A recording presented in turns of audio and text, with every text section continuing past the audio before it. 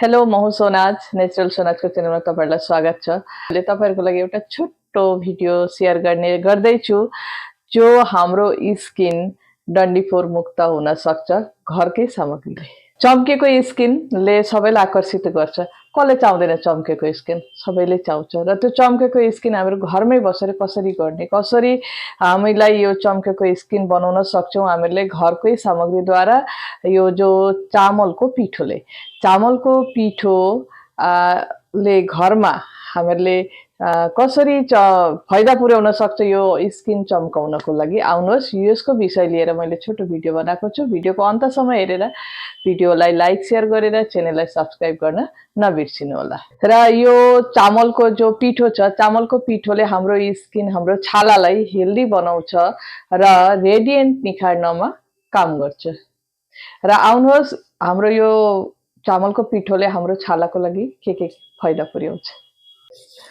यो चामलको आटामा चाहिँ ऑयल अब्जर्भिङ प्रपर्टिज हुन्छ जसले ऑयल जो स्किनमा प्रयोजन भन्दा बेसी ऑयल हुन्छ त्यसलाई तानेर निकाल्छ। मतलब त्यो पेकले त्यो चामलको आटाको जो पेकले त्यसलाई ऑयललाई जति प्रयोजन छैन हाम्रो स्किनको लागि जो बेसी छ त्यसलाई निकाल्छ र निकाल्न मद्दत गर्छ। त्यसकारण हाम्रो यो जो पिम्पल्सहरु रिमुभ हुन हेल्प हुन्छ। र यो चामलको आटामा चाहिँ एन्टी इन्फ्लेमेटरी प्रभाव हुन्छ जसले हाम्रो यो डन्डीफोरको आसपास या डन्डीफोरको आसपास जो स्वेलिङ हुन्छ हाम्रो फुलेको भाव हुन्छ त्यसलाई निखार्न मद्दत गर्छ, त्यसलाई सुकाउन मद्दत गर्छ यो चामलको आटाले। चामलको पिठोले हाम्रो छालालाई निखार ल्याउँछ, डन्डीफोर हटाउन मद्दत गर्छ, डार्क सर्कल हटाउँछ, सन टेन हटाउँछ र यो जो स्किनमा जो एजको छाप देखिन्छ त्यो हुन दिँदैन त्यसलाई कन्ट्रोल गरेर राख्न चामलको आटाले वा चामलको पिठोले मद्दत गर्छ। र यो आजको विषय हो डन्डीफोर। हाम्रो डन्डीफोरको लागि कसरी चामलको फेस पैक बनाएर चामलको आटाको वा चामलको पिठोको फेस पैक कसरी बनाउने डन्डीफोर फ्री हुनको लागि हाम्रो छालालाई। र यो चामलको आटा जो छ यसले धेरै टाइपको समस्याहरू दूर गर्छ। आजको हो डन्डीफोरको लागि र तपाईहरु यो डन्डीफोर कसरी दूर गर्नुपर्छ यो तपाईहरु पनि फलो गर्नुहोस् र आफ्नो अनुहारको लागि केयर गरेर आफ्नो अनुहारमाथि एप्लाई गर्नुहोस् र तपाईहरु पनि डन्डीफोर मुक्त पाउनुहोस्। अब यो पेक कसरी बनाउने?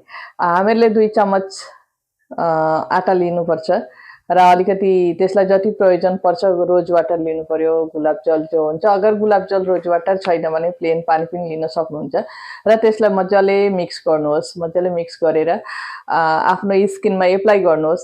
र अरु एउटा कुरो जसले ड्राई स्किन छ जसको ड्राई स्किन हुनेहरुले अलिकति ऑयल युज गर्न सक्नुहुन्छ। कुनै पनि ऑयल तपाईहरुको स्किनमा सुट गर्छ उनीहरुको लागि। जसको ऑयली स्किन छ धेरै भन्दा धेरै स्किनमा ऑयल निस्किन्छ त्यो उनीहरुको लागि यो सिर्फ 2टा सामग्रीले फेस पैक बनाउनु पर्छ र आफ्नो स्किनमा एप्लाई गर्नुहोस्। 15 या 20 मिनेट राख्नुहोस् र मज्जाले सफा पानीले धोएर धुनुहोस्।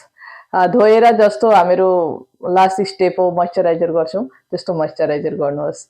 र मैले फेरि भन्दैछु जसको ड्राई स्किन छ वा नर्मल स्किन छ उनीहरुको लागि चाहिँ अलिकति एउटा भिटामिन ई क्याप्सुल या कुनै पनि ऑयल तपाईहरुको स्किनमा सुट गर्छ त्यो ऑयल अलिकति 2-4 बुँद दिएर पेक बनाएर लगाउनुहोस्। ऑयल छाडा नलगाउनुहोस् ड्राई स्किनको लागि। और जसको ऑयल छ त्यसको लागि चाहिँ ऑयल फ्री जस्तो रोज वाटर र चामलको पिठोले नै पेक तयारी भइहाल्छ। र साथीहरु आजको यो मेरो छोटो भिडियो तपाईहरुलाई कस्तो लाग्यो?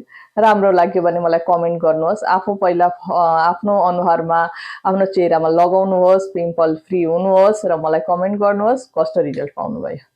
र आजको लागि यति नै।